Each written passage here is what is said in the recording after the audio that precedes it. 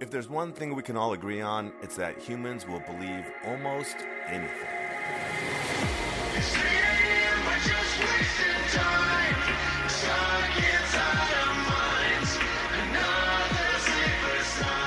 On Blasphemy with Chris and Marnee, we take a look at some of these beliefs, uncover their very human origins, how they've developed and changed over time, and the very real consequences they had in society and culture.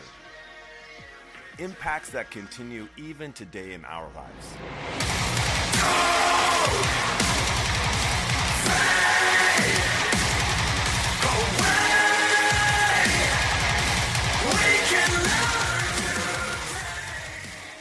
Welcome to the Blasphemy podcast. My name is Chris, and with me, as always, is my wife, Marnee.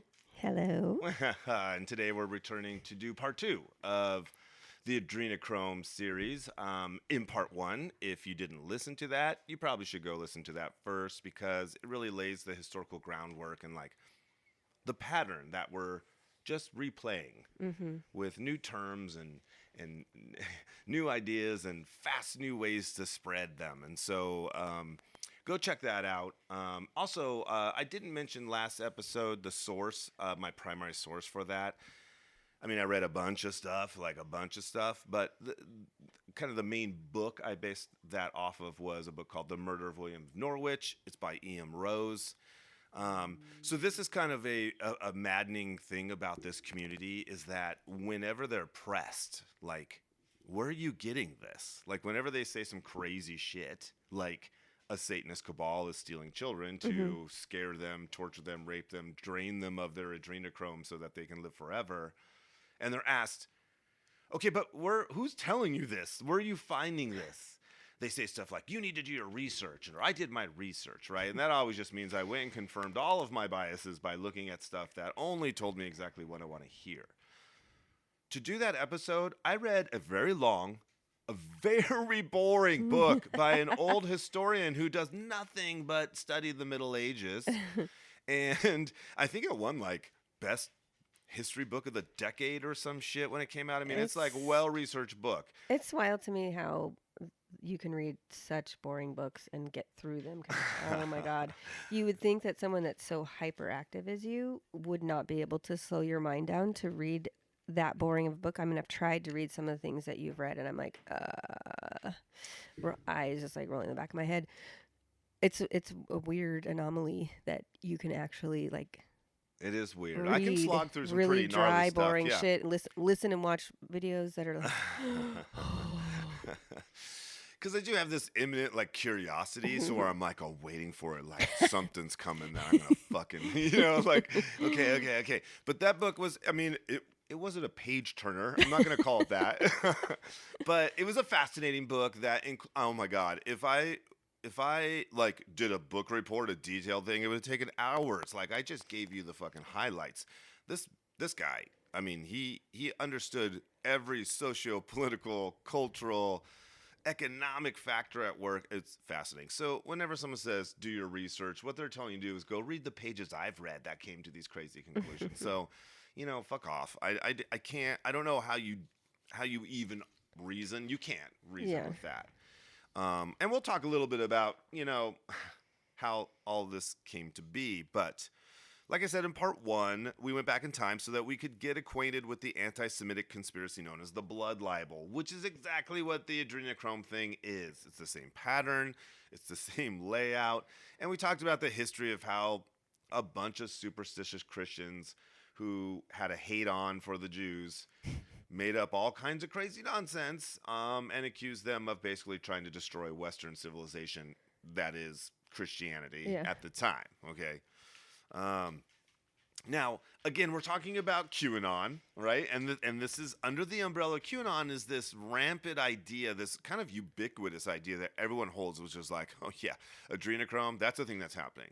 The rich and powerful, the elite, political, players, all these people are taking part in this evil. Well, Democrats, I should be careful, not Republicans. Remember, Donald Trump is the savior, right? He's the one that's coming to save us. But Democrats and, certainly Hollywood directors and producers, and hey, I'm not fucking making excuses for them. They're a bunch of pigs, a lot of them. But this idea that it's an organized, Satanic cabal. yeah, like using magic and like real, it's Christian mythology taken to the extreme. Seriously. And so you got to check, you have to understand that when you hear stuff like #Save Our Children, you think, how harmless could this be? That's a good goal. Yeah, everybody wants that. Right. It's just the fucking entry point into this maddening world, and you're not actually getting passionate about the actual real issue. solution Right. to that actual You're issue. becoming a part of the problem. Yes. And that's stated by people who are actually trying to solve this problem, not me, who has nothing to fucking do with it. Right. So, anyway, the modern blood libel conspiracy revolves around the idea, again, that the evil cabal, liberals, globalists, the media elite, Hollywood, all of these things you'll hear, all of them just equal the Jews. Yeah. Okay. And again, we're going to go through this and we're going to see, I'm not saying, a lot of people, when I tell them that, they're like, well, I don't think it's the Jews. I'm like, no, you're believing shit people are telling you who do believe it's the Jews. Yeah. And you are just becoming a little spreader of their anti-Semitic nonsense, thinking you're being a good person because you refuse to fucking look into this even a little bit. Yeah. Like I said, for this, I read dozens. I read a couple books and dozens of articles and watched all kinds of lectures and shit. You could have read the first article that I pulled up that was like 5 paragraphs long, and you could have walked away going like, this is nonsense and I shouldn't be involved. Mm-hmm. That's how little effort it takes. Mm-hmm. But I don't know. Humans,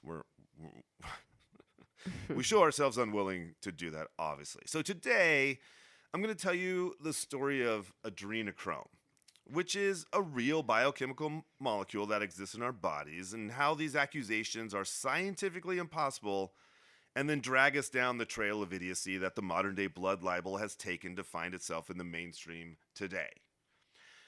First, though, we're going to talk about adrenochrome. What is it? Because this is a word that, and it sounds like something out of fucking some science fiction movie. Yeah. Like it has that edge to it. It sounds like a made-up thing. Yeah, and it sounds suitably like futuristic and almost like, well, that does sound like a magical thing. You suck out of a baby, or I guess. But it's a real thing. And it's something that we actually, the scientific community, knows a lot about because we've known about it for a long time. It's not new. But again, because we're so uninformed and because we refuse to inform ourselves if it's not fucking spoon-fed to us, enough distance has passed to where no one fucking knows about this unless you're a biochemist or some research scientist working in that, which, by the way, you don't find them holding Q signs saying, we got to stop the adrenochrome problem because they're scientists and understand what this is. Yeah. But we're going to talk about what it is, and then kind of trace the trail of kind of like, okay, so fucking how did it become the next, blood libel? How did it become this Middle Ages shit happening today? Yeah. Okay, cool. So I'm going to give you, I'm going to explain this by giving the history of a man, a couple of men, actually. And I think we'll see they're fucking heroes, by the way. Not because of anything that had to do with adrenochrome, right? But because of other things, as we're going to see. And they're fun stories in the midst of this fucking craziness, because it's going to get dark. So the first guy, the main character I want to tell you about in dealing with adrenochrome, the main figure in that whole thing, is a guy named Dr. Humphrey Osmond. So he had served as a surgeon on a British warship during World War II. And while there, he saw that there was a need for psychiatric care of them. These guys were at war, and they're in a ship, and all this shit's going on. And so he begins... And this was when? In the 40s. Okay. World War II. Okay. So he begins training to be the ship's psychiatrist to fill that need. He's a doctor already. Psychiatry, it's kind of like psychology with a medical degree. You have a understanding of the different pharmaceutical things around mental illness and things, in addition to just talk therapy or things like that. So after the war ends, he finds himself back in England working as the resident psychiatrist at a hospital. It was here during the late 40s that Osmond, in conjunction with a research partner, began studying and experimenting with mescaline, a potent hallucinogenic extracted from the peyote cactus. It seems like a pretty hip thing to do in the 40s, but he had actually been inspired to study such compounds through the work of scientists who had made some discoveries in the early part of the decade. Okay. Mm-hmm. He's in the 40s now. He's in the, post-war. Yeah. And some scientists had been working in the previous decades, but specifically made some discoveries in the early 40s that inspired his work. See, back in the early 20s, scientists had discovered and been researching some of the chemical compounds found in ergot, a highly toxic fungus that grows in tainted grain. Ergot poisoning had been identified as the culprit in hundreds of thousands of deaths, sometimes mistaken for the plague. For example, in 857, a great plague hit Europe. The condition was known as St. Anthony's Fire after the French monastic order who took it upon themselves to care for the sick. It was only in the late 1600s that scientific inquiry led to the understanding that this plague had actually been caused by long-term exposure to ergot-infested grain. That's wild. So I'm sorry, stop there. Okay. In the 1600s?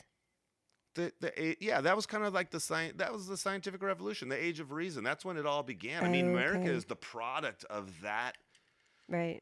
That it rejection seems, of superstition and seems magic. Wild that they had the capacity to look back 800 years previous to them and study and find out some solutions to things that happened 800 years before them. In 1600, just don't perceive us as being that. Right. And so, Smart? I mean, it's true. This is my diatribe on belief that I always give people. Belief is a funny thing. We have a different word than know for a reason, right? Belief is this place where all things are equally, not equally, but there's a lot of possibilities and the inability to prove or disprove either one of them, right? We're in the world of belief when we're in that situation.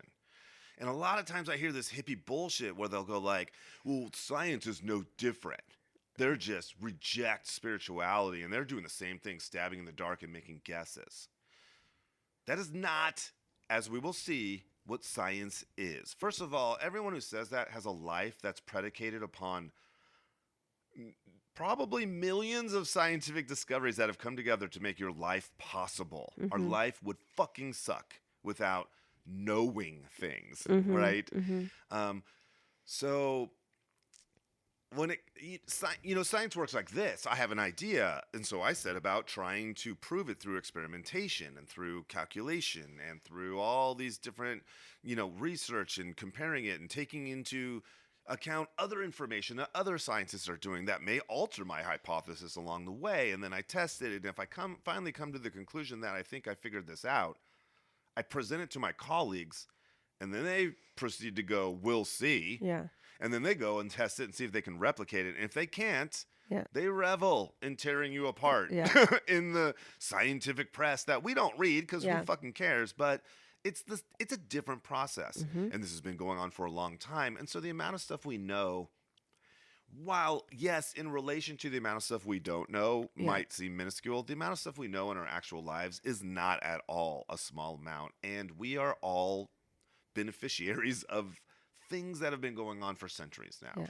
In trying to discard the magic and the nonsense and the superstition and instead go, let's figure out what this actually is through observation and research and all this kind of stuff, right? The problem is it doesn't matter because look where we are now. A bunch of people saying a bunch of stuff that I'm going to tell you here through like just what went on with these scientists around adrenochrome.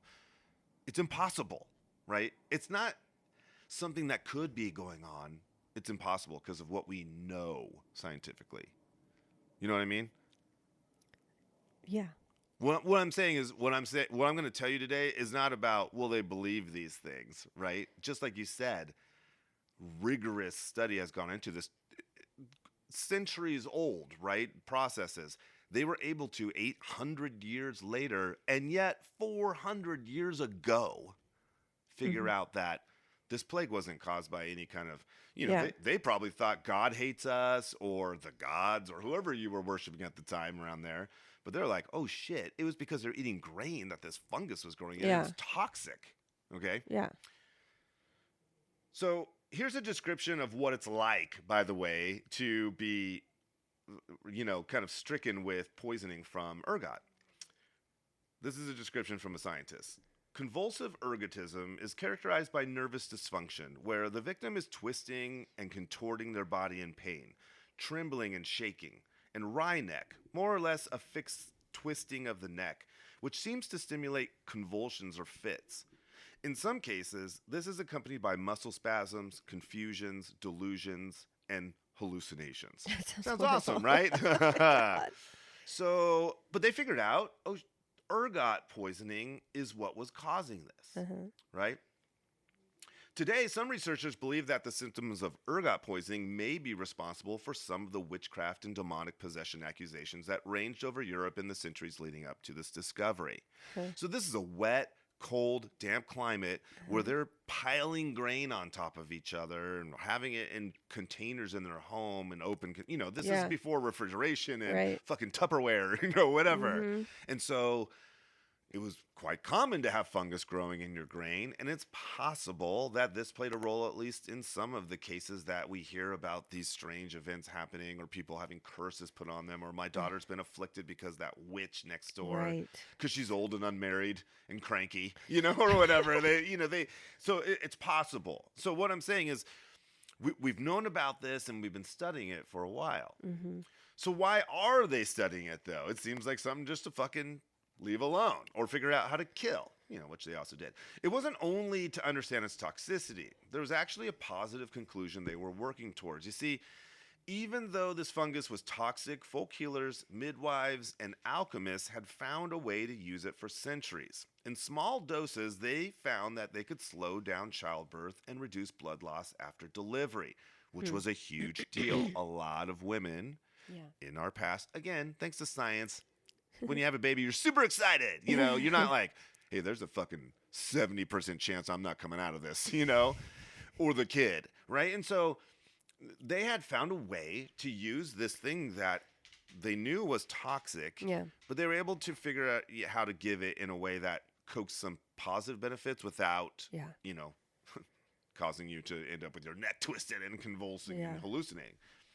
20th century science was trying to isolate the compounds responsible for these therapeutic benefits so they could properly dose it for medical use. They're like, if we could separate the things that do the blood clotting from the things that do the horrible shit, we could find a way to use this to save lives, to really have a positive, medical benefit. Within a few years, they were able to identify the active compounds in ergot, noticing that they all had a common nucleus in their cellular makeup.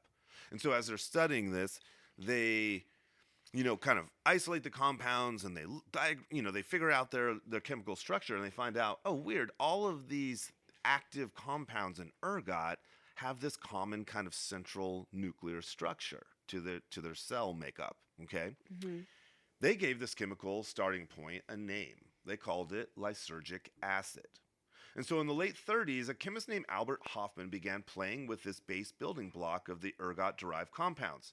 He started combining the lysergic acid with various organic compounds, all in an attempt to make a breakthrough in how to best coax the blood clotting effect out of ergot so it could be safely administered for medical purposes. So science, right? He's like, I'm going to fucking figure this out. I'm going to create literally a new compound by adding other things to this core thing that we found is active in ergot.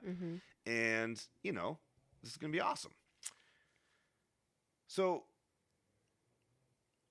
let me go back. He created 24 different compounds and nothing. Literally just add this. What happens? Nothing. Add this. Check that out. Nothing. Add this. Test 24 times. And he's like, fuck.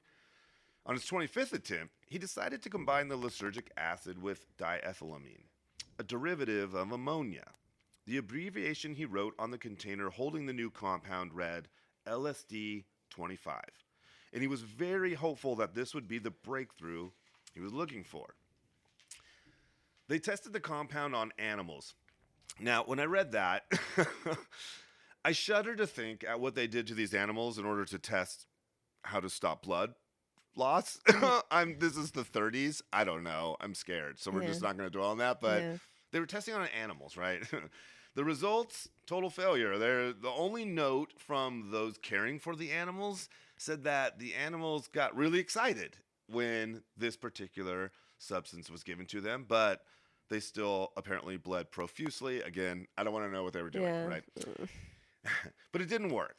So he decided to move on to other research, placing LSD 25 alongside his other 24 failures.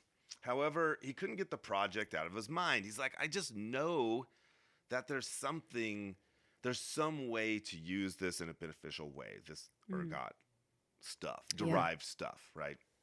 So 5 years later, he decides to synthesize the compound again, wondering if he could figure out what went on with the animals since it seemed to be tied to this test. No other test and no other substance created, they didn't make any notes to that effect. So he's going over his notes and he notices this one anomaly. And so he's like, you know what?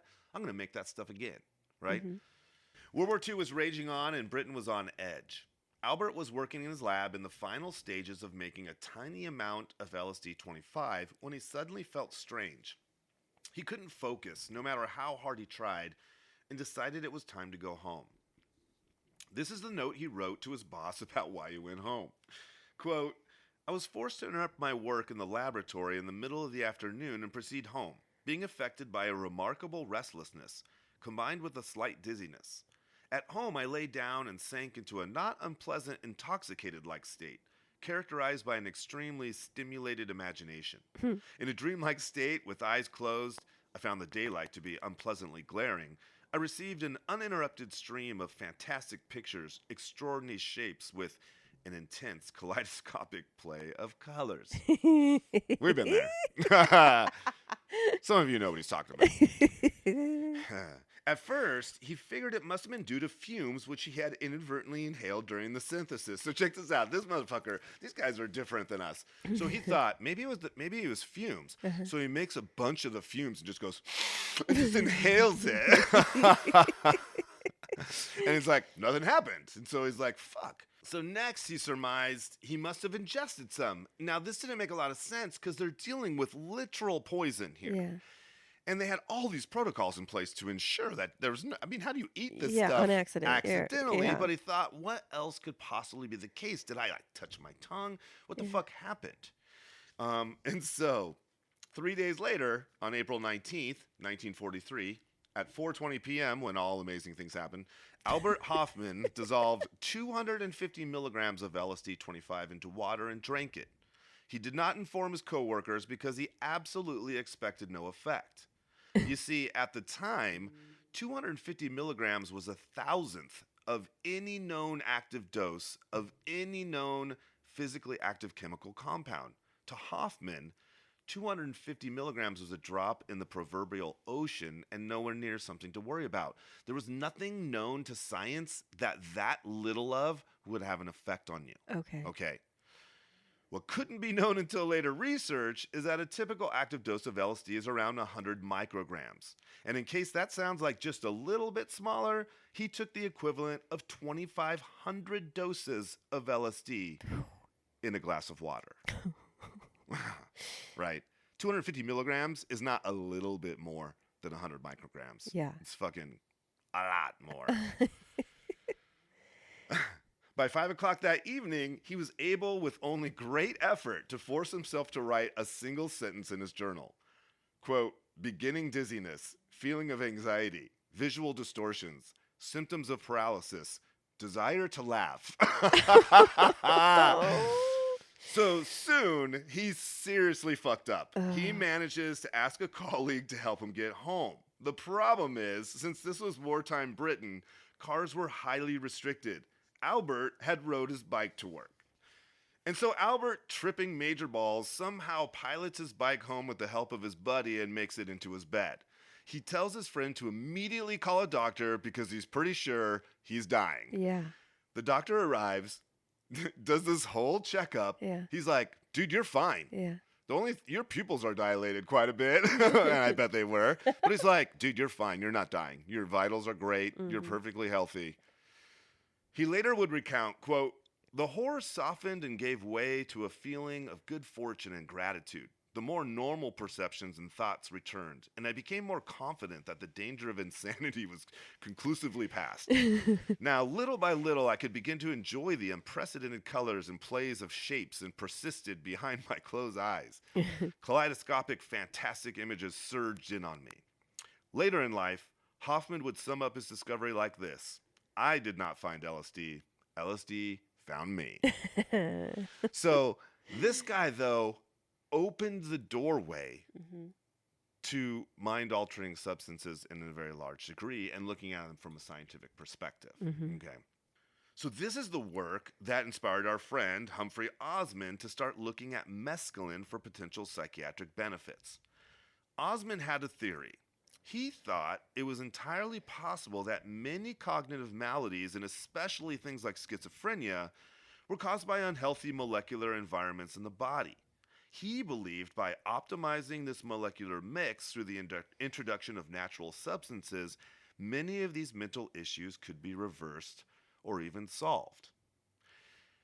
This guy is actually cool as shit, because I'm going to tell you the story of this guy and what his life produced, right? But he had this theory. He wanted to help people that were suffering from severe mental disorders, right? Schizophrenia is not something that living with is very easy. Yeah. And this is the fucking 40s. Yeah. So it really wasn't easy. And so he begins doing extensive experimentation on himself and his colleagues with their full consent. Yeah. He told them, using mescaline. The reason for this was, at the time, it was believed that substances like mescaline mimicked the symptoms of schizophrenia in the brain. They were doing it to connect further to the experience of people suffering from such conditions to see how they could best help them through scientific understanding.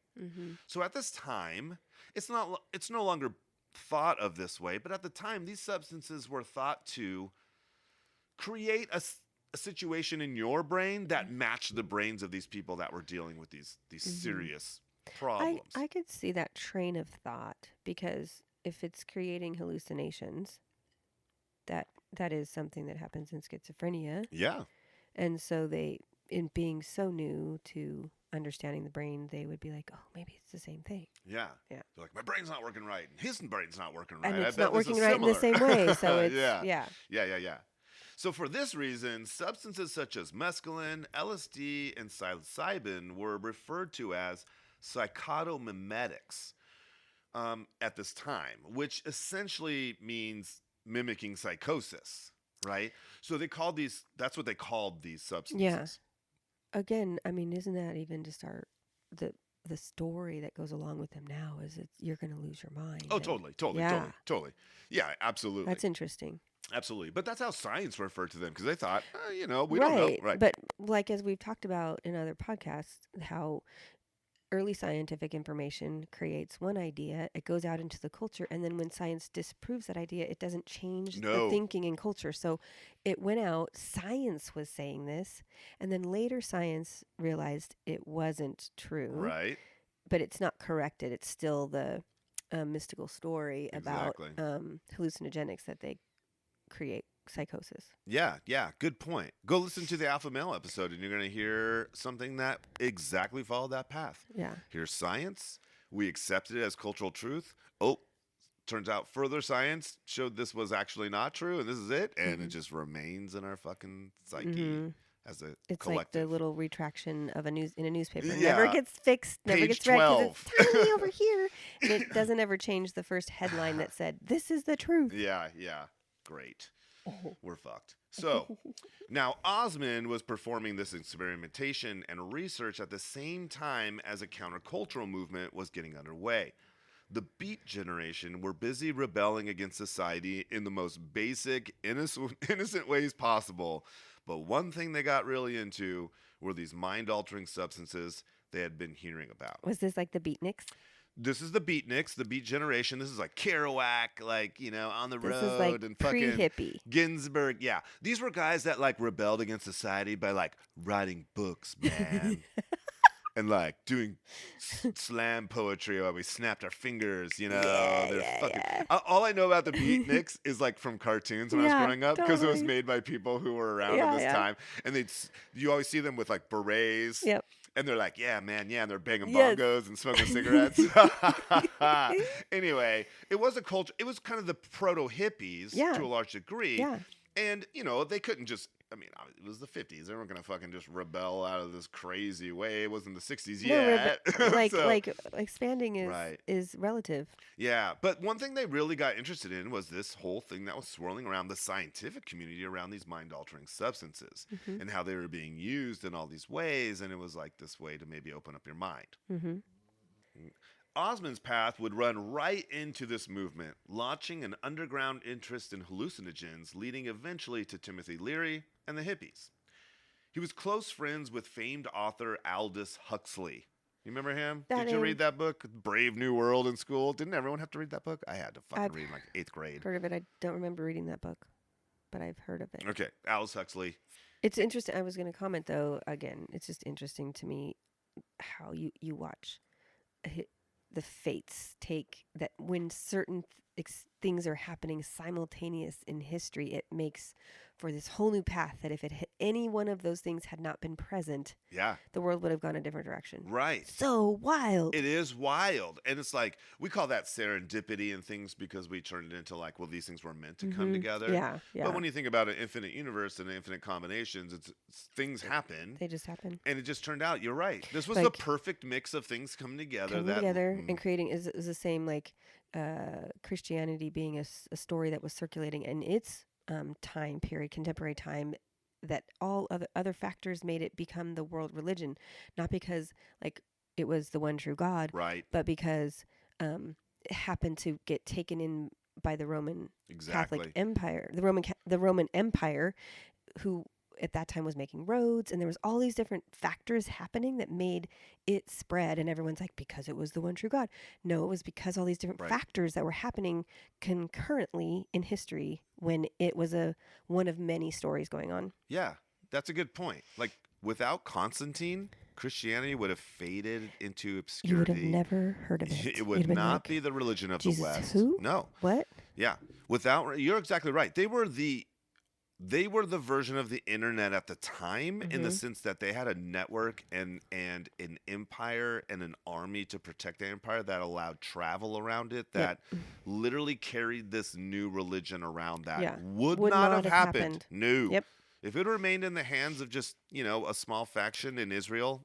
Which is, okay, bring this present to our talk today, QAnon and the internet, and it would not be able to blow up because of the roads that we have now to make it what it is. Anyways. It would be some whack book that 100 people bought on Amazon or some shit, right? It wouldn't be in everyone's face and on CNN, for God fucking sakes, right? Anyway. So he was close friends with famed author Aldous Huxley. In fact, it was Osmond who turned Huxley on to LSD. He had become very interested in Osmond's work and proposed a scientific drug trial on a human subject. That subject, of course, should be Huxley himself. Now, at first, Osmond says that there is no chance he was going to do something like this with such a beloved cultural figure, stating later that he was concerned about, quote, the possibility, however remote, of finding a small but discreditable niche in literary history as the man who drove Aldous Huxley mad. So he's like, Aldous Huxley's like, dude, I dig what you're doing. You should do a human trial with this shit, and I'll be your subject. Yeah. And he's like, I am not going to fuck up the mind. Not that I think that's going to happen, but even if there's a chance of me fucking up someone that people right now think is really important. Give me someone less important. I'll fuck up his mind. Like, no problem. Whatever. He does, however, eventually relent and agree to move forward.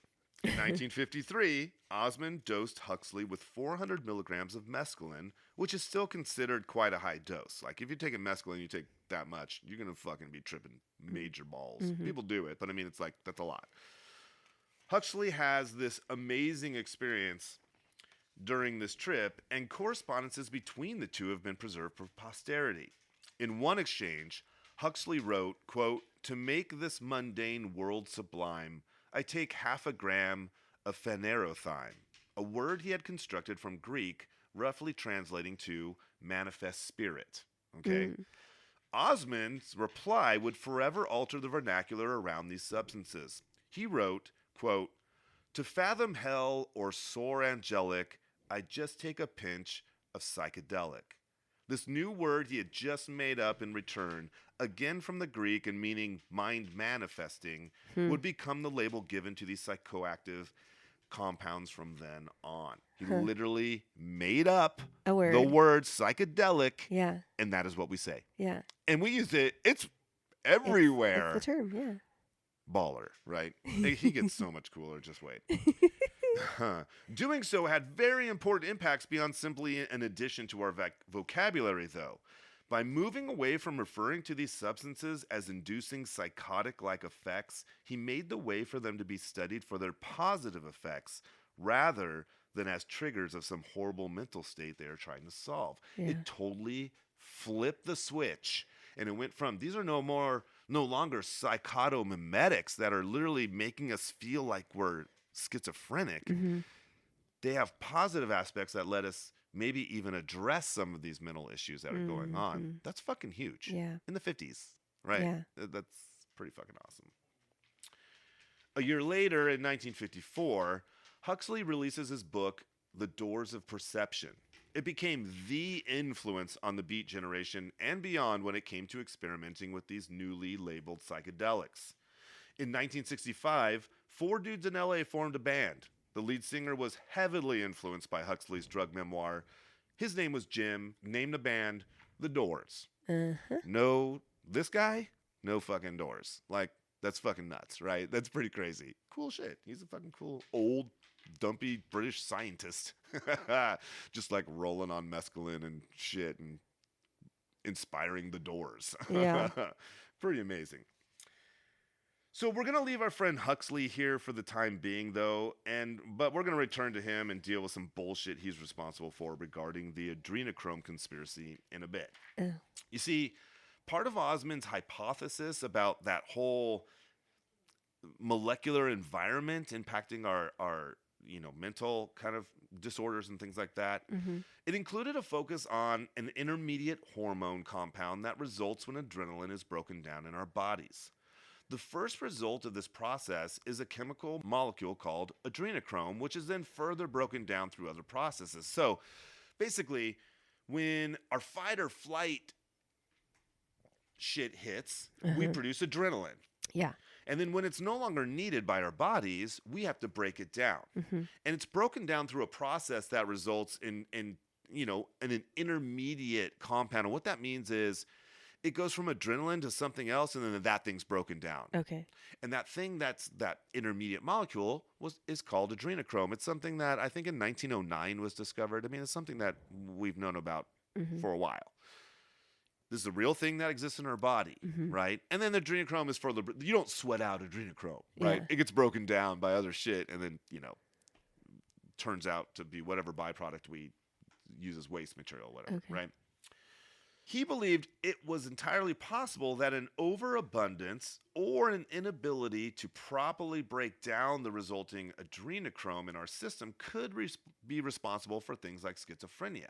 So his hypothesis was, okay, so adrenaline goes up and then our bodies break it down, and this adrenochrome, what if we can't get rid of that? What if there's a bunch of it swimming around in our system? What if the processes that then break that further down are misfiring or something, or there's some defect that's causing that not to happen, that might create this imbalance in the molecular environment that's causing things like schizophrenia.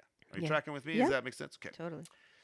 He referred to this as the M hypothesis and presents his work to the British psychiatric community.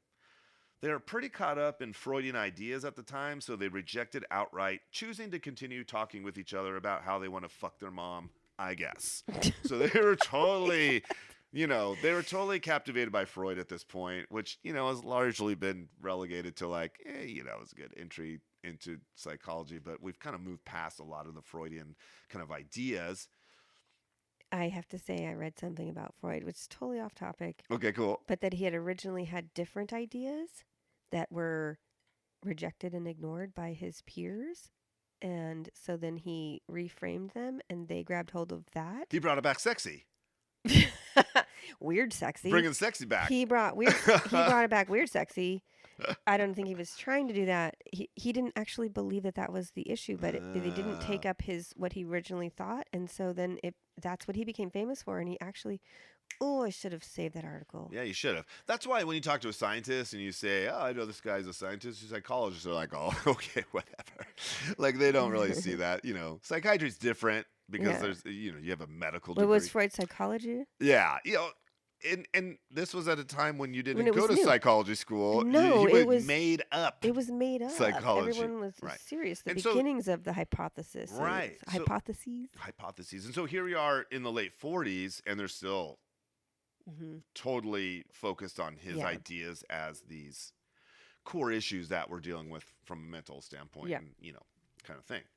Osmond decides to take his wife, along with his research partner and his wife, and fuck off to Canada, where they arrive in 1951. He's like, fuck you, guys. Fuck you, British guys. I'm going to go to Canada. Like, soft British, right? Hippie Britain. Yeah. Well, if you're over here on the west side, definitely. Yeah. Hippie Britain. Oh, yeah. Is it not as... It's just like anywhere else. It depends where you go. Yeah. Of course, all the hippies in, British Columbia are mostly the product of Vietnam era folks dodging the draft and going up there and going, fuck you. And then they became growing weed and, having a good time. Which is why it's cool to go up to Canada straight up from where we live and be in these cool hippie towns. We're like, right on.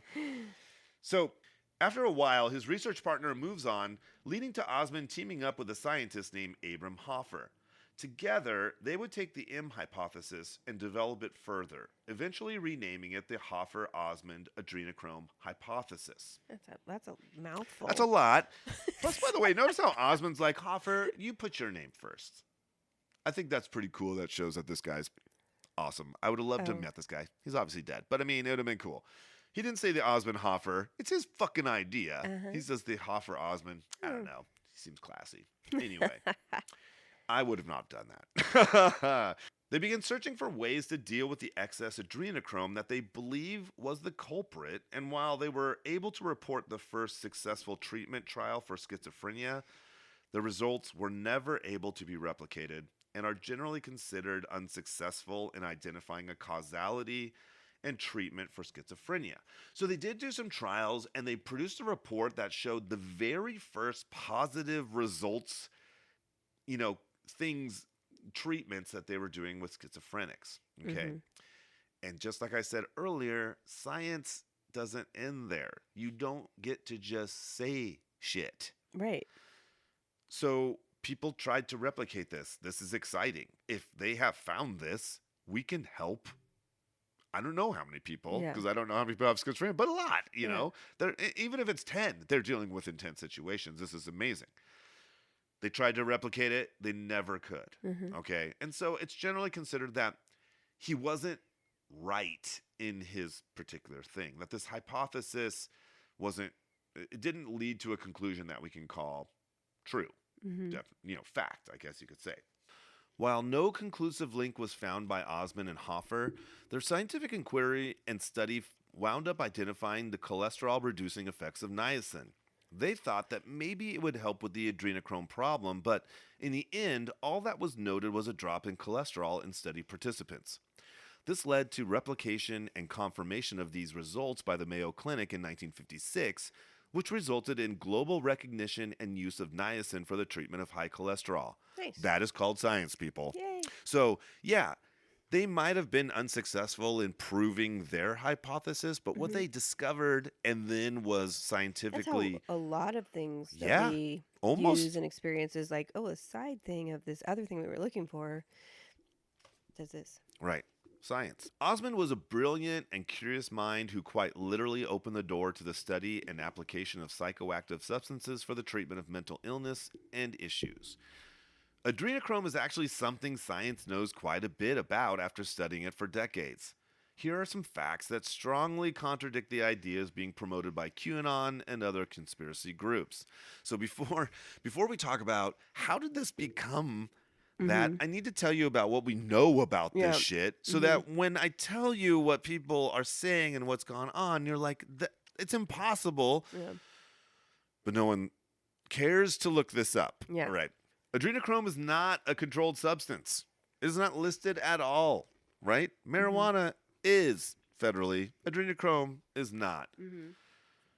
It can easily be synthesized with basic knowledge and equipment and can be legally purchased from many chemical sellers for around $55 for 25 milligrams. It is readily available.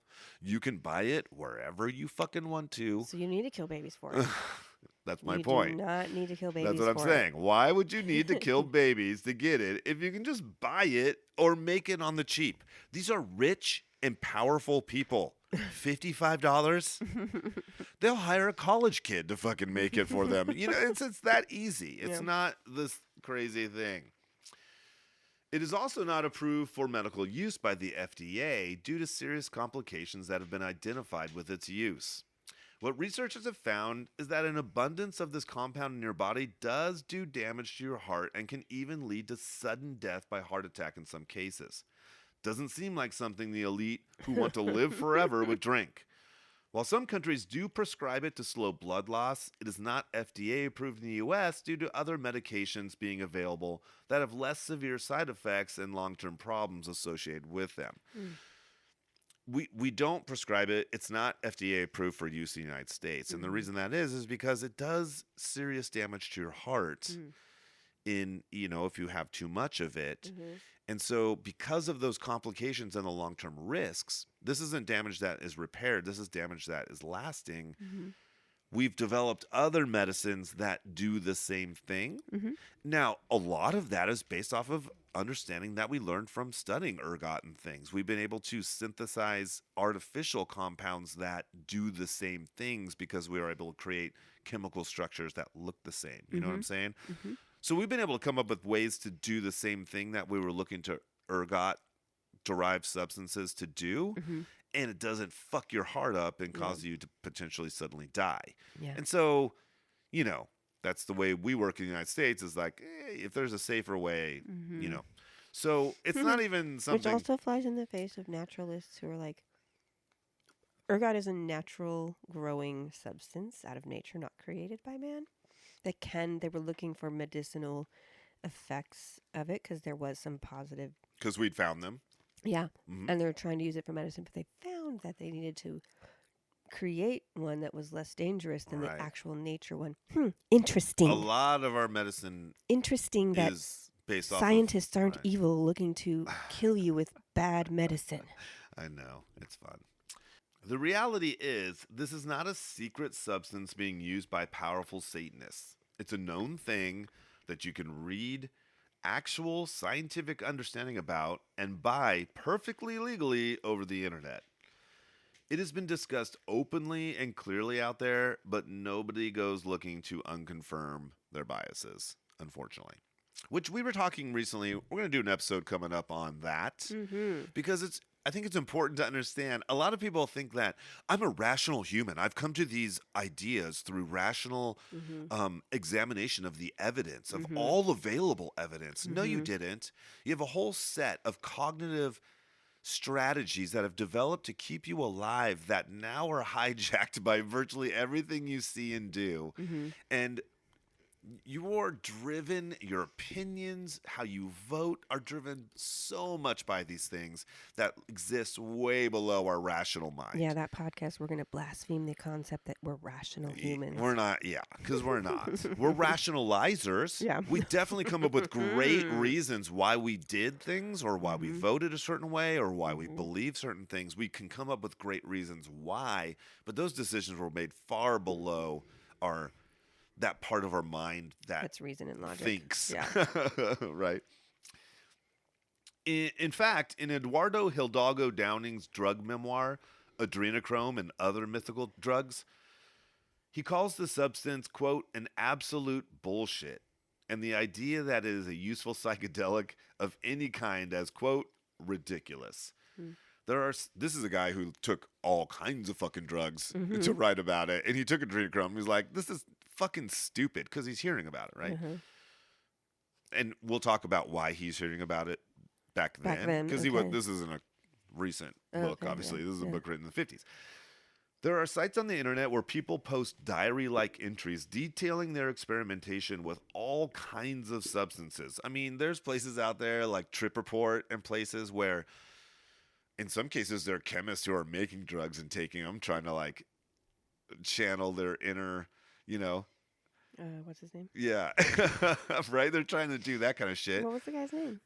Albert Hoffman, right? The LSD guy? Yeah. And so and they write these very detailed, like almost scientific, like, hey, this after this amount of time, this is what I felt. You know, they're doing this shit. There's all kinds of entries out there detailing plenty of experiences with adrenochrome. None report the effects that conspiracy believers claim the elite are killing children for. Most report no effect, while others report brutal headaches that last for days or other negative effects. So, like, even, you know, all these people are saying that this is happening. They've probably never once done anything, but they've never once tried adrenochrome to see if it's really this thing that you would kill a baby for, right? But people who have will tell you it's stupid. Why would you even take this shit, right? But we already knew that because science had already determined that. We don't need to experiment with this in that way or try and determine that because it's already known. But, you know, whatever. Anyone with any experience with this chemical compound, whether scientifically or through self-experimentation, understands these conspiratorial ideas are completely impossible. Now, you might be thinking, okay, so how the fuck did something like that get repackaged as a magical elixir that you rip out of babies? Right? How did we get from scientific experimentation on this very real thing that exists in our bodies that we know a lot about? How did it become the thing that now is the Blood Libel conspiracy, right? In the modern day. Fiction, baby. Fiction. Only fiction, right? Because that is what speaks to humans more than anything else is a story. I can come at you with facts and boring scientific data, but if I tell you a story, you're going to be like, that one. That's the one I believe, right? I like that. You see, back when Aldous Huxley wrote The Doors of Perception, he included some comments about adrenochrome, lauding its psychoactive properties and referring to it as some kind of divine clue being investigated, and that, quote, the sleuths, biochemists, psychiatrists, and psychologists are all on the trail. Huxley would later admit that he invented the effects of adrenochrome and that he had never actually even taken it. What? Well, he's a fiction writer. Oh, God. Right? But what happens is when we place some kind of social importance on people writing fiction, we tend to then blur those lines, right? Yeah.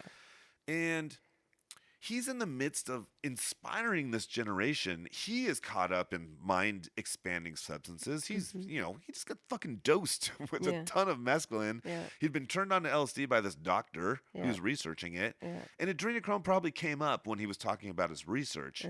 And so it winds up in his book, made up.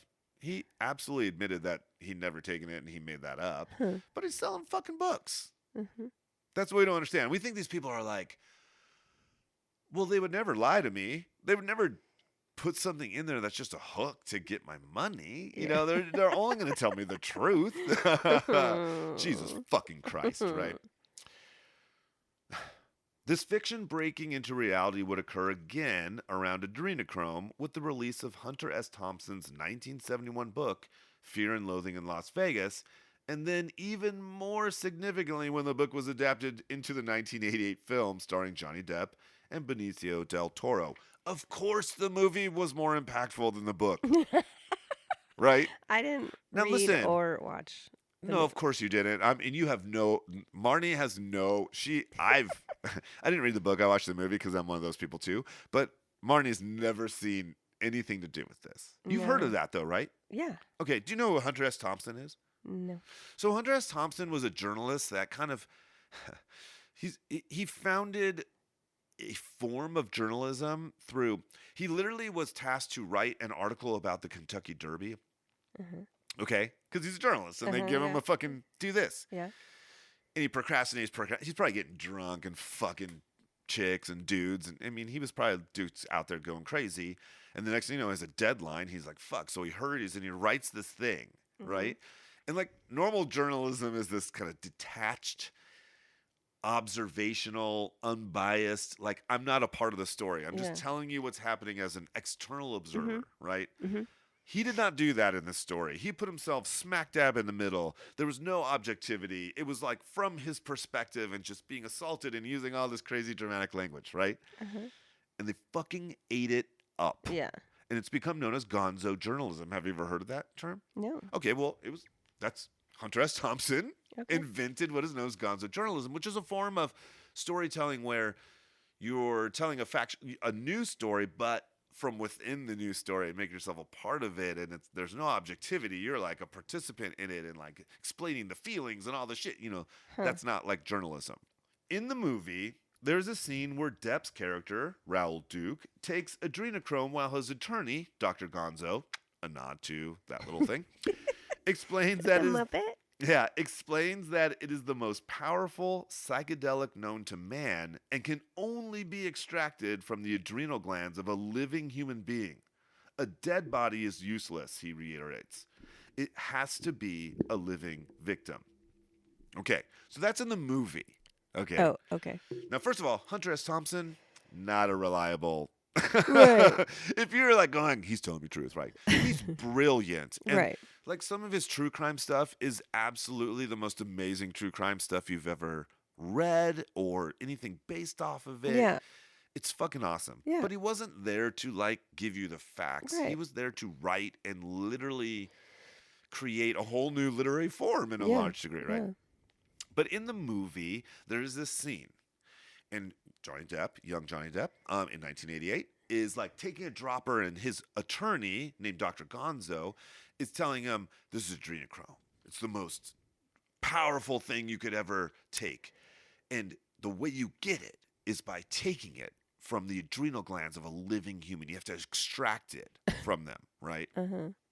And he makes sure to say, you can't get it from a corpse. It has to be a living human, right? This clip, available on YouTube, is almost always referenced when adrenochrome conspiracies are promoted. What is sad is that all someone has to do is listen to the DVD commentary for the movie, and they will hear Terry Gilliam. Do you know who that is? He directed the movie. He's also a member of Monty Python. He's famous. Yeah. He was a member of Monty Python and was very, obviously, hugely involved. He went on to make a ton of movies, one of which was Fear and Loathing in Las Vegas. Yeah. So on the DVD commentary... Well, who listens to that? I know, but if you did, you would hear Terry Gilliam. Because you're like, all you have to do, nobody does that. Here's the deal. All you have to do is type in DVD commentary, adrenochrome, Fear and Loathing in Las Vegas, and the internet does it all for you. Who would even think to put that in? Oh, man, I would we never. should, though. Okay, but you're listen. talking, you're saying it as like, duh. I would let me put this search in. Like, I wouldn't fucking know to search that. The DVD commentary, Yeah, I would know. not even That's a pretty think detailed. to but Google that. Whatever. Okay, so I'll tell you what It's it not says. obvious. Because I listened to it, actually. I went and listened to the recording. And you hear Terry Gilliam basically say, like, first of all, I thought it was made up when we made the movie. Adrenochrome. I thought that was just a fucking fantasy word. When you watched the movie in '88. Yeah. Yeah. And he's like, even doing the DVD commentary, which was later added when it was released on DVD, which exists in 1988. Yeah. He's like, I thought he was fucking making it up. And then later, Hunter S. Thompson admitted to Terry Gilliam that he totally exaggerated all those effects. He just used this word because it was a catchphrase that he had heard in this whole Beat Generation fucking psychedelic pioneering going on. Yeah. Right? So he's a part of this like hip underground counterculture. He hears this word and says, fuck it, I'm going to use it in my book. And then it ends up in the movie. Yeah. And then that clip is up on YouTube. And then that YouTube clip ends up being the source material for people promoting this conspiracy. Okay. There's even some evidence that the Beat Generation crowd referred to DMT with the code name adrenochrome in order to be cool and hide drug use behind cryptic things, right? Any mention of adrenochrome, likely the product of Huxley's Doors of Perception, that's where they heard that word. They didn't go like, let me go see what scientist was looking. They didn't do that. They read Mhm. Huxley's book. Huxley said, adrenochrome is this divine secret that all of these people are trying to uncover, and it's like this powerful thing. Mhm. So obviously that becomes like a hook, that they're like, Mhm. ooh, adrenochrome. And so in a lot of the writings around drug experiences from the Beat Generation, Mhm. the experiences they share Mhm. sound a lot like DMT experiences. Mhm. And so they think that they may have either confused those two or just used that as instead of saying DMT, just to give it a cool name or Mhm. whatever. But there is some evidence that possibly that was going on, which kind of created confusion of like Yeah. adrenochrome being this powerful psychedelic. Yeah. Because it's not. And people have used it. They're like, it does nothing. Yeah, because people who actually know and have Yeah. experienced it are like, no. No. Whereas anyone who's done DMT is like, holy shit, right? There's no like, it didn't do anything. It's fucking crazy. Nevertheless, the adrenochrome clip from Fear and Loathing plays a big role in them knowing this whole conspiracy is true. The clip has been viewed over 1.7 million times and includes thousands of comments promoting and discussing QAnon and adrenochrome conspiracies. In fact, the earliest post on 4chan about adrenochrome harvesting, beginning in 2013, directly referenced this clip, presenting it as absolute proof.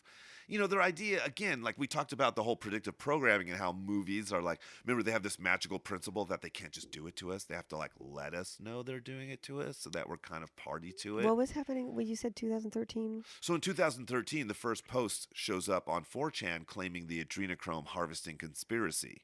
Oh.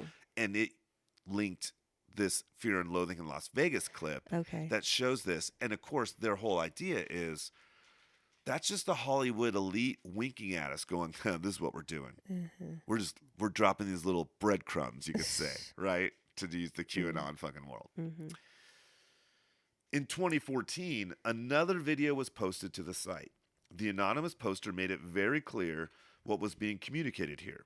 They claimed that the video showed a group of Jews. They said that. They didn't even hide it. Nope. Drinking blood as they harvested adrenochrome from their innocent victims. It did not, of course, but notice the truth of this accusation was not so hidden early on. That's called saying the quiet part loud. Okay? Whenever you hear a racist go like, some people in this country, and then they say some racist trope behind it. Or when they say, I should say, that's saying, that's like keeping it quiet. Your racism is being hidden behind dog whistles and things like that. Yeah. Only people who are like, oh, I know what he's saying. Yeah, right? yeah. But when you say the quiet part loud, You're just you saying just it. say it, right? And you just fucking say what you mean. Yeah. And this video in 2014 did just that. So it's claiming that a group of Jews are, killing this baby and harvesting adrenochrome. I'm going to use that term when I hear someone being like, repeating racist stuff that's like, That's just overt. You're like, no. Oh. No. When they're saying it non-overtly, I'll be like, you should say your quiet stuff loud. I hear you. yeah, right, exactly. Exactly. This was and always has been about accusing the Jews of conspiring to overthrow Western Christian culture in order to rule the world and enslave their enemies. That is what this accusation was created for and has always been leveled against. That's the purpose of the Blood Libel, is to accuse the Jews of conspiring to overthrow the Gentiles and destroy us all. Yeah. Right. Whenever you hear someone say like, they're trying to destroy the family, that comes from the protocols of the Elders of Zion, which is, go listen to our 5G episode, and you'll hear about the protocols of the Elders of Zion, which is Russian propaganda, supposedly recounting some meeting of devious Jews getting together, plotting to overthrow the country, anti-Semitism, right? And part of their plan was to use entertainment and media and drugs and all of these things to destroy the family and all the things that supposedly Christianity brought about and made good. And so this is always, and now been a fucking anti-Semitic accusation, period. If you are believing this, if you are spreading this, that is what you're spreading, whether you believe it or not. That's what you're doing. The Fear and Loathing clip is next shared on a Pizzagate thread on 4chan in 2016, shortly after, the Podesta emails leaked. The discussion focused on a Serbian performance artist named Marina Abramovic. Remember that art installation in New York City where people would go sit across a small table from the artist while they gazed into each other's eyes? Do you remember seeing that on the news? Yeah. Okay, that's her. Yeah. Marina Abramovic. She's a performance artist. Now, full disclosure, I think performance art is dumb. But I also understand that I don't know a lot about art. And so I'm not going to say that in general it is. I'm not a fucking fan. But she's a very famous Serbian-born performance artist. Yeah. Unfortunately, her life gets tangled up in this conspiracy in very horrible ways. The reason they were discussing her was tied to the Podesta emails that had just been recently leaked. These are the same emails that led to Pizzagate itself. Remember how they found all these code words of like hot dogs and pizza, and it must be different kinds of kids that were, gonna suck dry. In those emails is included an invitation by Abramovic to Podesta to attend a spirit cooking event. This leads the conspiracy community to surmise that this must be some crazy satanic blood orgy where they eat babies and relish in their evil desires. It's called spirit cooking, for God's sakes. Obviously, there's some satanic work going on. We'll get to what it actually was about, but we have to consider her art a little so we can understand why they thought this was going on. Abramovic was born and raised in Serbia, a region that saw almost continual brutality, chaos, and ethno-cleansing massacres throughout the 90s. Her art is most often a commentary on these events and the realities of the brutal violence that scarred the Balkans. Her installations and performances often include blood and violence, and she sometimes pushes her own body to the limit in her performances. She's talking about very intense things. Yeah. That, again, because we're so not in tune with history and we so forget it, we don't remember the Balkan Wars and what went on. Well, and we were living safely here in America. Exactly. She It didn't was touch living us in at it. all. It was war crimes times 1,000 on a daily basis. Mm-hmm. It was Christians murdering Muslims and Muslims murdering it was fucking nuts, and it literally took this country that was a beautiful, historic, amazingly cultured place, and fucking it looks like a fucking war zone still. Yeah. It's rubble to a large extent. So she's expressing these very intense childhood traumas in very intense ways because that's appropriate. Yeah. What you gonna do? Yeah. Paint a pink flower? Yeah, right? That's exactly. fucking. She's making a statement. Yeah. And it has nothing to do with Satanism, as we see, but I can see these idiots Googling her name after reading through threads on 4chan conspiracy boards, only to be faced with some pretty shocking images that they immediately would filter through their own supernatural fantasies, rather than seek to understand her or her work any further. Because they never Right. do that. For instance, one popular image that is commonly sent around as proof of her satanic witchery is her sitting on a pile of bloody cow bones while she attempts to scrub them clean. This was a whole performance thing. She actually shut herself down in a sweltering hot Venice, Italy basement to make people even more uncomfortable and feeling even more grimy.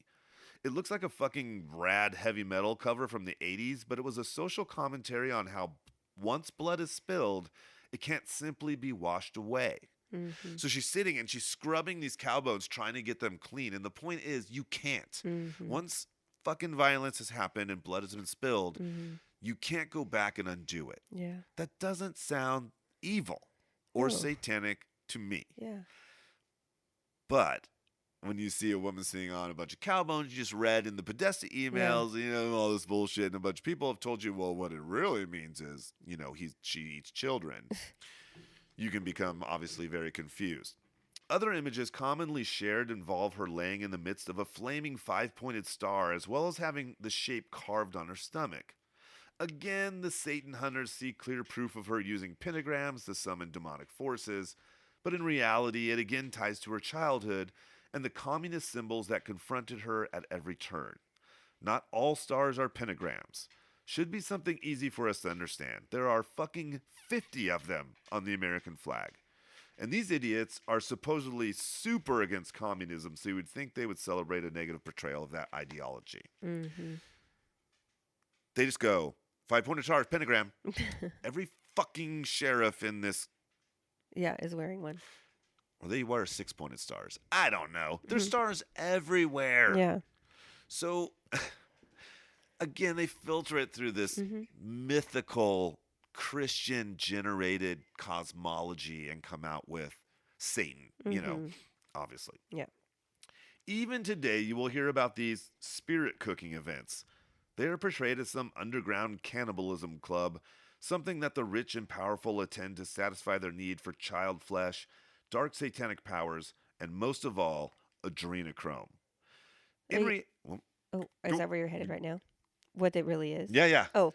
So, in reality, they were thank you dinners given for donors who supported her recently founded art institute. Spirit Cooking was the name of her latest installation, in which she wrote absurd recipes in blood on the walls of some fancy European art gallery. Now, weird, sure, not my thing. She's clearly making a statement. Yeah. And if you go look at it, it's a spirit cooking, and literally in blood. And then probably her own, by the way. People are thinking she's draining babies for this or whatever, but she's that person that would sacrifice herself for art or whatever. And, you know, it mentions blood and semen and all this. It's weird and crazy and whatever. And I don't get it, and I don't give a shit about it. But it's not satanic. It's art. And art can sometimes be fucking uncomfortable because it's speaking to her experience. Exactly. And again, she's communicating things that we can't possibly understand. Yep. And so then we misunderstand it and then create our whole little fantasy around it. And Castor has, you know, the demoness. In response to these accusations that begin to swirl around her, she states, "We had lots of fun. There was no human blood or baby serving or sex orgies. I'm an artist, not a Satanist." And she believed these rumors are just going to fade in a few weeks, right? She's like, waves them off. Yeah. She's probably taking criticism for her art already because it's pretty fucking gnarly. And so she's probably just like, whatever, fuck you. You guys don't understand. And you can't afford what I'm doing anyway. So fuck you. Who cares, right? Because she's not doing art for us, right? This is high society shit. Which again connects her to people that we can then fantasize about. What are they doing? They have all the money in the world. They must be eating babies. She was, of course, very, very wrong. The accusations and conspiracies around her being a satanic witch would continue to develop and continue to this day. Her troubles only grew when earlier this year, on April 10th, Microsoft released a video on its YouTube page that featured her latest art installation, one that was created in conjunction with Microsoft VR technology. Museum goers don headsets and are able to explore the museum with a virtual Abramovic joining them and guiding them through. Seems typical, cool, whatever, okay? Though this video was little more than Microsoft masturbating about their technology they had developed for the show, it's mostly what it is, the ickier corners of the internet saw it as evidence of a satanic conspiracy. This was largely due to the fact that right after Microsoft put up their video, the same day, some conspiracy theorists also put up their manic magnum opus, a 78-minute-long attempt at a documentary called Out of Shadows. The video dredges up the previous accusations against Abramovic, this time adding that she had satanically mind-controlled Lady Gaga. Damn. They make that statement in the documentary that because Lady Gaga did go to one of her things, and again, she's super controversial, right? And so you can find these images that look pretty gnarly, but these famous rich people that are patrons, and she's communicating violence. She's not communicating happy feelings, and so of course it's not going to be anything comfortable. She's trying to elicit a response from you that makes you feel bad about what's going on, so that you don't continue to align yourself with forces that would commit violence like that, not to kill people, right? And Lady Gaga shows up in one of her thing, and you know this is picture, and it looks all super, super like controversial, and so of course they're like, Lady Gaga, she got to Lady Gaga. Oh no, Jesus fucking Christ!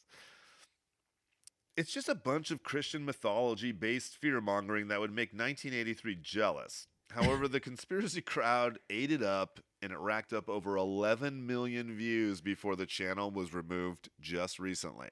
By the way, 4 days later, Microsoft removed the Abramovic video due to the massive assault of dislikes and the crazy accusations and comments being left on the video. A few days later, Alex Jones telling his followers that all of his warnings about evil Bill Gates are true because he is in league with, quote, a witch and a, quote, black magic performer, which is performer, and a, quote, Luciferian individual. However, Alex Jones also believes Bill Gates created the coronavirus 4 years ago as a bioweapon alongside China in order to get us into a state where they can force inoculate us, injecting us with nanotechnology that will allow the globalists, his boogeyman stand-in for the Jews, to control our mind and lives. So, you know. By the way, I'll just make another podcast recommendation. If you want to know what's really being said out there, what far too many people listen to and take as fact, there's a great podcast out there called Knowledge Fight. I don't know if I've ever run across someone who more ably researches and debunks right-wing conspiracies than Dan on Knowledge Fight. It's actually two guys, Dan and Jordan. Jordan is just, he doesn't know what they're talking about. Now, he's highly informed, highly intelligent, has a great grasp of history. He's written a book. He's a stand-up comedian, but he's incredibly intelligent, so he's not like some slack just like making jokes. But Dan, his father's a religious studies professor that is literally taught at Harvard, and Dan went to college for ancient Greek studies and formal logic, so he's like not a slouch. And you do not understand the madness that is being stated confidently through the airwaves that people are snatching up and buying into. So check out Knowledge Fight. Probably the only podcast that I literally wait for a fucking new episode because it's the fucking craziest bullshit you have ever heard. And it's not just Alex Jones, see, because he has all these guests and stuff. And so all of these people, every player in right-wing conspiracy and Donald Trump politics shows up on his show, and you will hear what they really think. And it's pretty easy to figure out what they're talking about. Turns out it's the Jews, just so you know. But I mean, now, I'll be honest, early Alex Jones, like when you listen to episodes where he goes back in time and listen to early, super fun shit. He's talking about chimeras and how the U.S. government is just combining animals and they have these like fish people just like, help me, and these tanks, right? It's like fun shit. That you're like, no one's getting hurt by saying this. But it's totally switched. He's like a dark evangelical preacher now. It's all God and Jesus and Satan and adrenochrome and fucking... It's pretty sick. So, due to the absolute madness of this crowd, an artist trying to comment on our homeland and the bloodshed that has plagued it has been demonized. She receives daily death threats to this day, though luckily, the people in the high-end art world are not so gullible and it hasn't impacted her ability to gain interest in showing her work. They, too, have been attacked for being in league with such a satanic demon, but apparently they aren't a bunch of pussies like Microsoft and don't seem to be bowing to the pressure. They get tons of pushback from crazy people in America, you know, launching attacks against these art, you know, galleries in Europe. And they're just like, fuck off. You know? Whereas Microsoft is like, ooh, we better take this down because it's causing controversy. It's like, fucking Jesus. All kinds of other theories have been made up and promoted as true. Jeffrey Epstein killed John Benet Ramsey to drain her precious adrenochrome, for instance. That's a real conspiracy that people believe. You know, you just start tying every fucking thing, right? Everything you don't have an answer for, pin it all together. Right. In a particular assault against me personally, Justin Bieber's song Yummy is apparently about sucking a young girl dry of their blood after torturing them to build up their adrenochrome. Leave Biebs alone. That's not cool. It's not cool. One of the most popular and crazy conspiracy theories involving the modern-day blood libel of adrenochrome harvesting is, of course, centered on Hillary Clinton. Now, we're going to do episodes on Hillary Clinton because this pisses me off. Because Marnee and I were raised in an environment of Hillary hating. We were in that world. We were indoctrinated with just this idea that she was this evil, power-hungry, ambitious woman who was going to take down everything that we hold dear. I didn't Literally even satanic. have details about what course was you didn't have bad. I just had a details. bad feeling that everyone talked bad, and so I was like, eh. Right. So we're gonna do episodes not on her life. You can find out plenty of facts about her life. The problem is, for every book that accurately depicts her life, her successes, her failures, her missteps, and all the things that make up all of our lives, Mm-hmm. you will find 20 books that detail how many bodies she's racked up killing, that she was engaged in a lesbian affair with Marky Post from Designing Women, which only makes her cooler.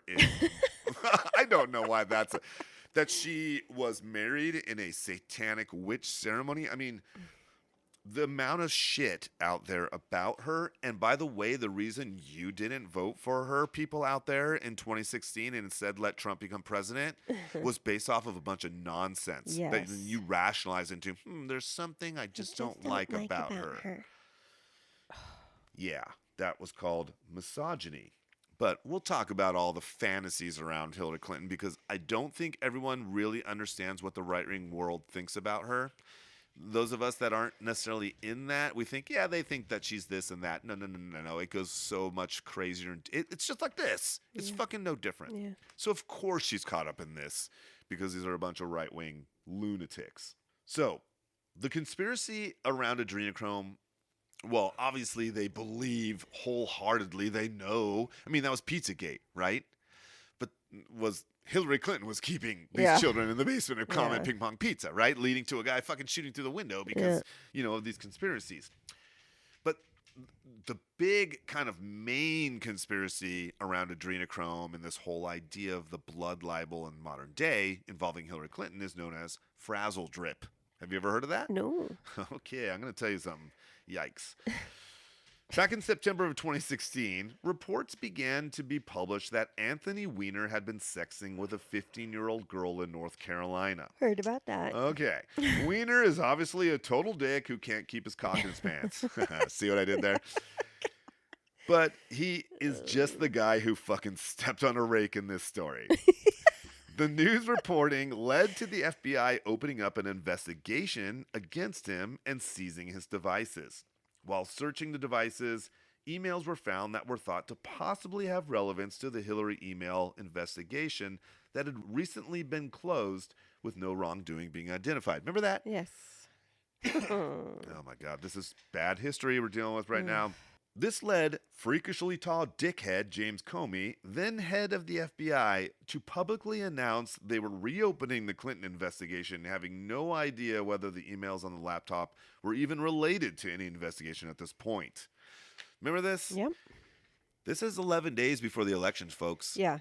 This fucking lost it. Mm-hmm. I mean, it at least played a factor. Mm-hmm. So, fuck you, James Comey. I hate you. I think you're a dickhole. Anyone who tells me how respectable and shit you are, fuck off. You're a fucking idiot. Go suck your own dick and die. I don't care. I'm serious. It's so funny to watch people flip, where they're like, James Comey ruined our fucking country by being fucking idiot. Mm-hmm. He could have waited to go like, are these actually anything? Yeah. But instead he's like, well, I'm going to say it. Yeah. Plunged our country into darkness. Yeah. And now people are turning around talking about what a fuck off. He's a fucking asshole and he should just go off and die. You see, Anthony Weiner was married to Huma Abedin, Hillary Clinton's longtime close aide and friend.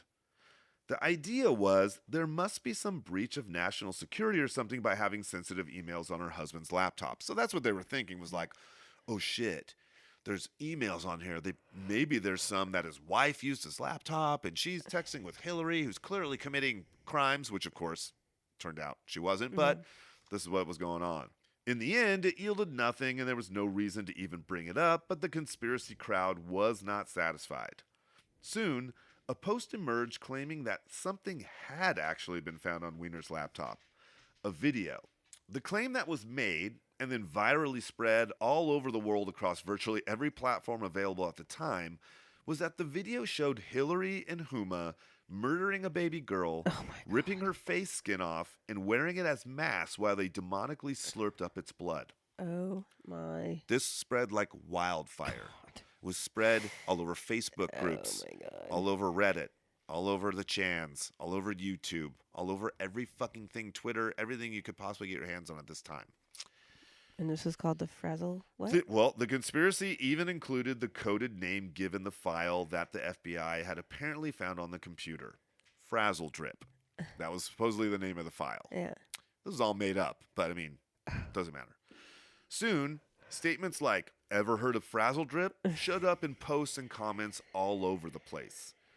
This one had some legs. So much so that it was brought up during a meeting of the House Judiciary Committee in December of 2018. The meeting was focused on questioning Google CEO Sundar Pichai about what the company's role should be in quelling the radicalization that was happening online.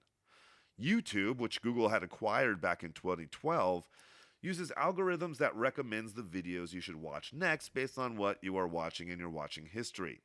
Often, those recommended videos are conspiracies and fringe ideas coming from accounts and channels linked to anti-Semitic and white national sources. Mm-hmm. Search something on YouTube. See what it tells you to watch next. Yeah. It's fucking nuts sometimes. The true Zionist plot. You will see that, right? Again, you will see right through the quiet part to the loud part. Mm-hmm. How Hillary Clinton is eating you'll see all the algorithms seem to favor radicalization. And it's starting to become apparent. Mm-hmm. And Pizzagate had just broke, and the shooting at Comet Ping Pong Pizza, and all this shit had happened. So the fucking lawmakers are getting involved because they're like, violence has just broken out. Yeah. Before we get to the Frazzle Drip mentioned during this hearing, I'll also tell you some other things that went on just to deal with the idea that these people in these official positions are smart. Okay. One Republican lawmaker whined about how searching the Republican plan to repeal Obamacare brought up only negative results. So he's like, why aren't people talking about how great it is that we're taking away their health care? It's like, you fucking moron. Steve King, noted self-proclaimed white nationalist from Iowa, took the Google CEO to task for his broken iPhone. The tech executive had to remind him that Google does not make the fucking iPhone. And good old Louis Gohmert, Republican from Texas, demanded that Google be held responsible for Wikipedia's political bias. Wikipedia, the famously crowdsourced public encyclopedia where anyone can create and edit pages, equally famous for not being owned by Google, right? So these guys are not in on, they don't fucking know what the fuck is going on. And these guys are making policy decisions around how technology, deals with our life. And these are old men who don't know anything. Yeah. And yet they're in charge of this, right?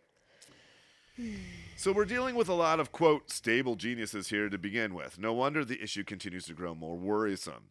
At one point, the Democratic representative from Maryland, Jamie Raskin, brought up the matter at hand that YouTube's recommendation algorithms seem to be pushing propaganda and conspiracy. He said, quote, "The point at which it becomes a matter of serious public interest is when your communication vehicle is being used to promote propaganda that leads to violent events." Remember, they were dealing with Pizzagate and how the conspiracy had wound up inspiring a mentally ill man to shoot through a window at a restaurant that was supposedly a secret lair where Hillary kept her child victims. He then asked, "Is your basic position that Frazzle Drip is something you want to try to do something about, but basically there's just an avalanche of such material and there's really nothing that can be done, and it should just be buyer beware or consumer beware when you go on YouTube?" He added, "Are you taking the threats seriously?" This is how crazy things are. From the very halls of power, supposedly the shrine of rational, reasonable debate and legislative power, a video claiming that Hillary Clinton and Huma Abedin were drinking baby's blood while wearing the child's face skin as masks is being discussed, with some in the chamber probably secretly believing the story or parts of it. This is scary. Mm-hmm. These are not wackos on YouTube in their mom's basement, ranting. These are people that make decisions that determine the fate of our lives to a large degree. To this day, Frazzle Drip is referenced rampantly throughout the QAnon community. usually in an effort to present proof that the adrenochrome conspiracies are true and the storm is coming to deal with these satanic demons.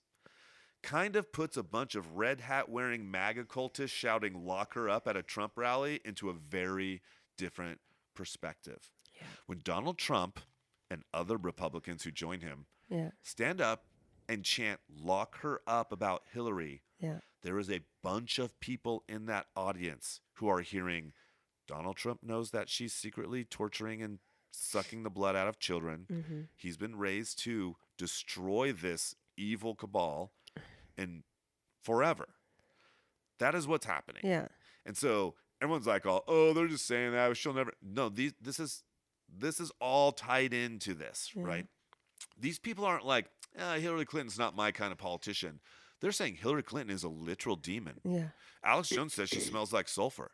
That everyone who gets in here knows that when she starts speaking, you're just blah, blah, blah, blah, like a demon. This is real. This is what he says. Oh, So, I mean, these people, when you see this and they're fired up over Hillary, this is not normal, Yeah. safe. It's disgusting, Yeah. actually. Now, you may be thinking, yeah, but these are just sad people on the internet. Who cares? Unfortunately, while that may have been true earlier, these ideas have reached and been embraced by people in the places that run our country. We all watched Donald Trump dodge questions about QAnon and his supposed savior role. One reporter asked him if he was ready to deny that he is a savior figure who will expose a satanic pedophile operation like QAnon was stating. His response was, "I don't know what these people are saying, so I don't know." When she pressed him by saying she just told him what they're saying, his response was, "That sounds like a good thing. Saving people, doesn't that sound like a good thing?" Oh my God. Yeah. Do you know what that communicates back to these fucking Well, duh. Yeah. violent crazies? It's like, trust the plan. That's a big motto of theirs. Trust the plan. Yeah. When things don't look like they're going right, when Donald Trump loses the election, for instance, trust the plan. Don't worry. He's playing 4D chess. He's a fucking genius beyond anything we could possibly imagine. Divinely inspired, prepared his whole life for this. Any move he makes, it's God. It's God. This is why you can't save a QAnon believer. You have to not waste the energy on them. Our reason for speaking about it is to save the potential believer. Yeah. Yeah. Stop the person from being dragged in Mm-hmm. unbeknownst to them. What Yeah, they're that getting this into. isn't fun and playful. This Like, is but the children, you're like, yeah, get involved in a real organization. real Give your money to organization. someone who's really doing shit. Mhm. Don't start magnifying a sick anti-Semitic Mhm. trope. This election cycle saw a couple dozen candidates enter into national politics, all while believing and promoting this anti-Semitic hateful conspiracy. One prominent figure that found her way into the media was a candidate from northwestern Georgia named Marjorie Taylor Greene. Back in November 2017, just weeks after the first Q drop hit and the cult was in its infancy, she posted a video to her Facebook page. In the video, she claims, quote, "Q is a patriot. We know that for sure. There is a once-in-a-lifetime opportunity to take this global cabal of Satan-worshipping pedophiles out. And I think we have the president to do it." So this was like early. Yeah. She's not a latecomer.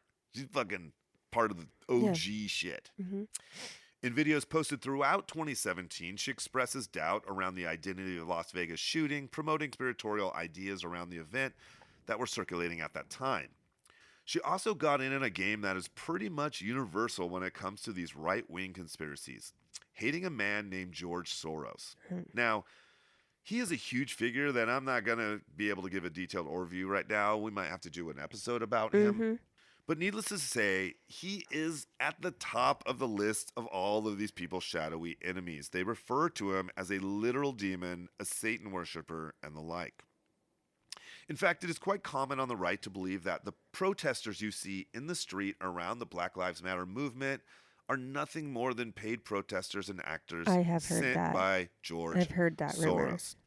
Antifa is just the military arm of his evil cabal in their beliefs. Yeah. That is the belief of a lot of people who voted for Donald J. fucking Trump. Mm-hmm. In the video, Green refers to Soros as a, quote, Nazi. In truth, George Soros is a Jewish man who survived the Holocaust under very intense circumstances that we can't possibly comprehend or really even empathize with. He's a major global philanthropist and social activist that you can learn the real story about, no problem. However, when you hear his name from conspiracy theorists, they twist and mischaracterize him into an evil, satanic monster. No matter how hard they try to hide what this is really, though, it always manages to reveal itself.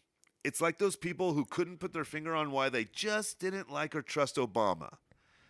And I'm like, I think I know what it is. Yeah.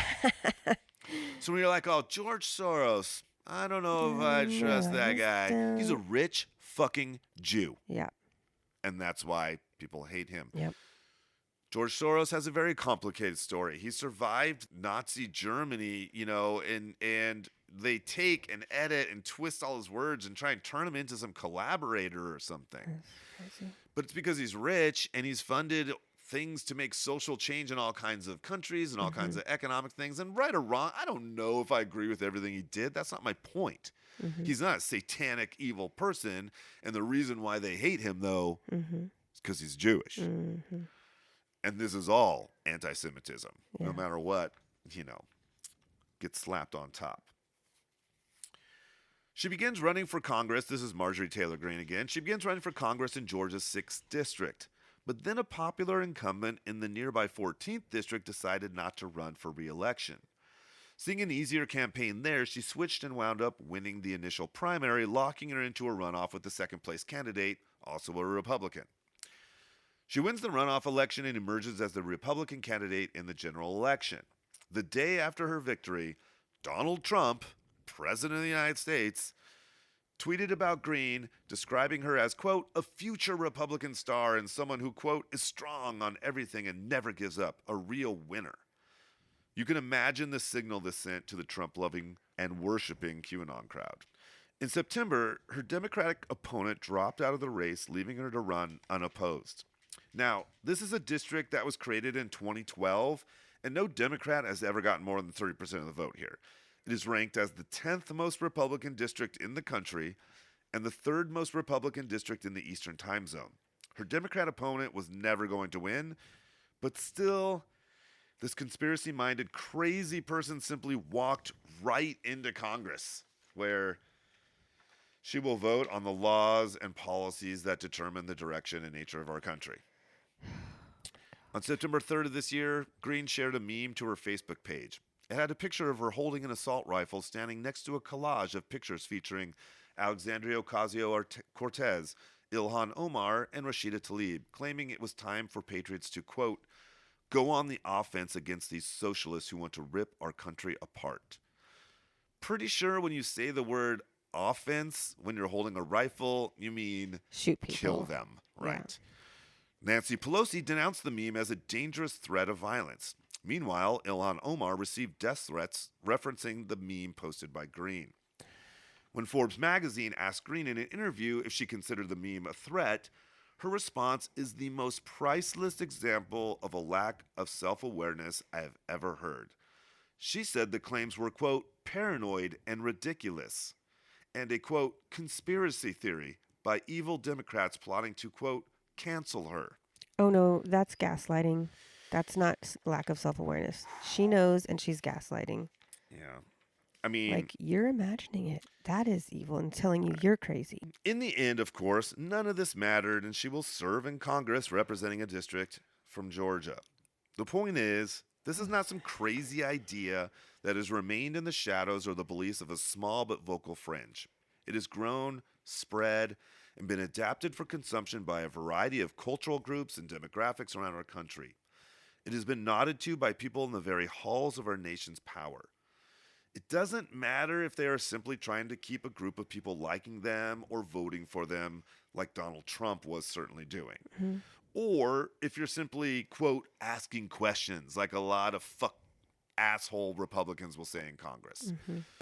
When they throw out weird conspiracies. I'm just asking the question. I got a question to ask you. Where do you want my foot? Fucking brains. Fucking up your ass. This shit is sick, twisted, and again, nothing more, literally nothing more than an archaic anti-Semitic trope being trotted around as new modern-day revelation. The powerful and elite are not torturing and eating children to gain the powers of some magical biological potion that will make them young and powerful forever. Oh my God, We know this. It just sounds I know. so It's like, wait, what Disney movie was that? ridiculous. Exactly. But I mean, that's how they live their life, is according to what they think this is what's going on.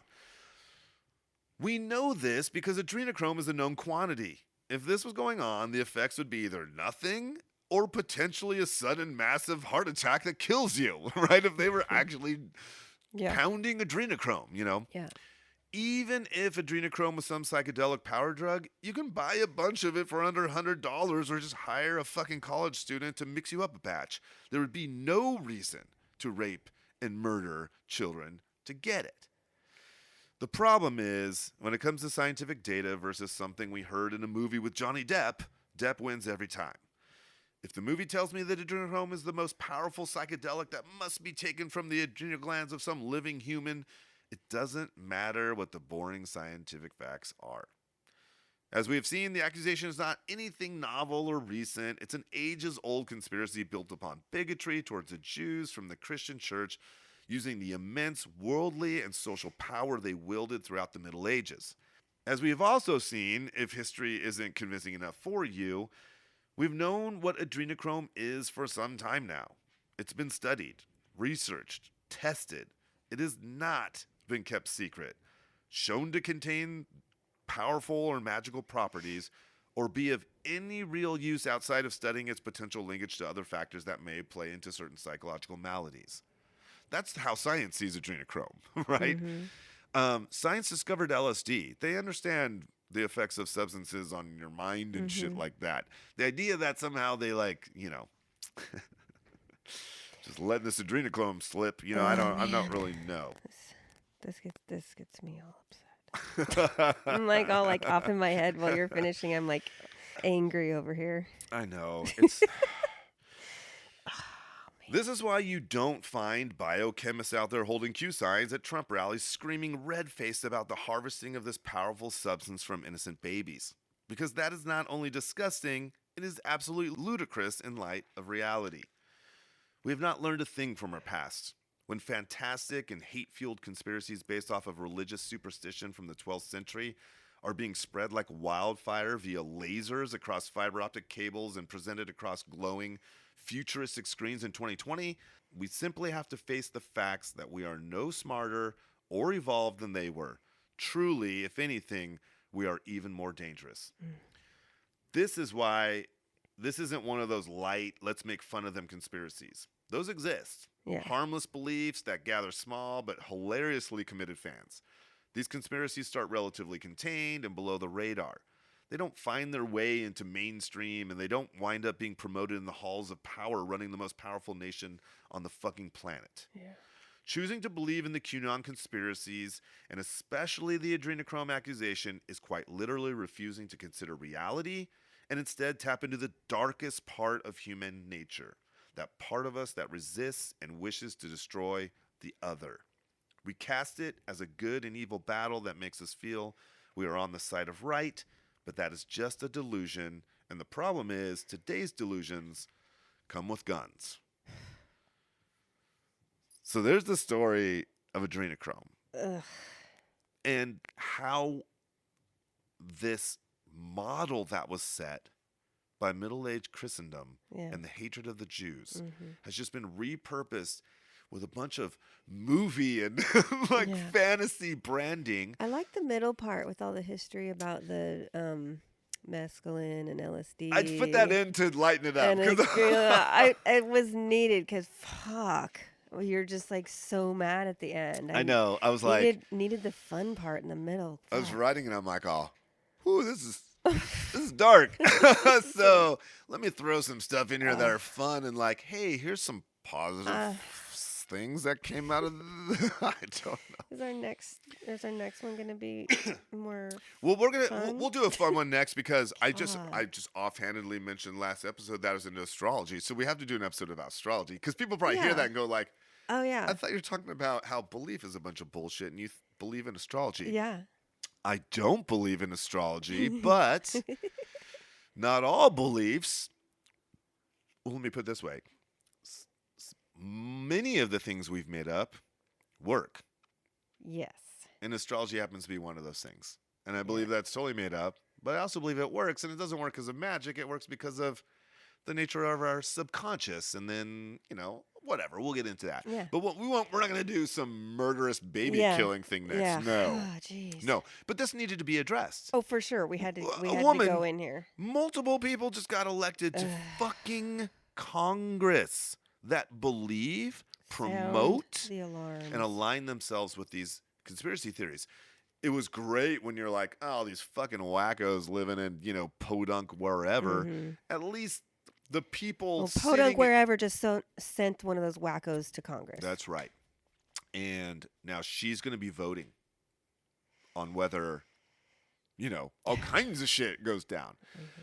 So, all I can say is this. We live in a world where information and ideas travel faster than our brains evolved to really deal with. Yeah. We're assaulted with a literal onslaught of information every day. Yeah. Your brain is not equipped to take that in. Yeah. The stuff you think you're not taking in, you are taking in. Yeah. And it's swirling down underneath your rational mind and coloring your opinions and stuff. Mm-hmm. If you hear something crazy, check it out.